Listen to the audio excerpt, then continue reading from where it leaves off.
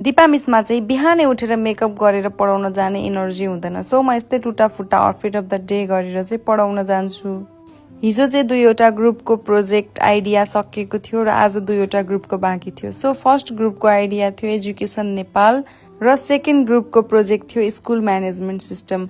सानो प्रोजेक्टहरू उनीहरूले बनाउँदा पनि मलाई एकदमै खुसी लागिरहेको छ। स्टुडेन्ट लाइफमा मैले भोगेको कुराहरू चाहिँ म मेरो स्टुडेन्ट्सहरूले भोग्नु नपरोस् भनेर सोचिरहेको हुन्छु।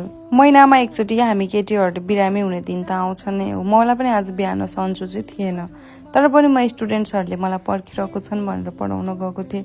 अनि आएर म सुतेछु। त्यसपछि आएमा कोडर गर्ल भनेर सोचेँ अनि अफिस गएँ। आज चाहिँ त्यस्तो धेरै काम पनि थिएन अनि काम पनि छिटै सकिसकेको थियो अनि मौसम कस्तो मिठो थियो के। त्यसपछि मैले क्रैक आइओई एपको लागि भिडियो सुट गरेँ। क्रैक आइओई एप्लिकेसन डेभलप गर्ने प्लान चाहिँ मेरो भाइ र उसको साथीहरूको थियो र अहिले म पनि क्रैक आइओई एप्लिकेसनमा इन्भल्भ भएको छु।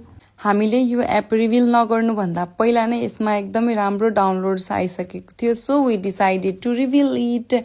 प्लिज सबैजनाले हामीलाई सपोर्ट गरिदिनु होला। Bye by.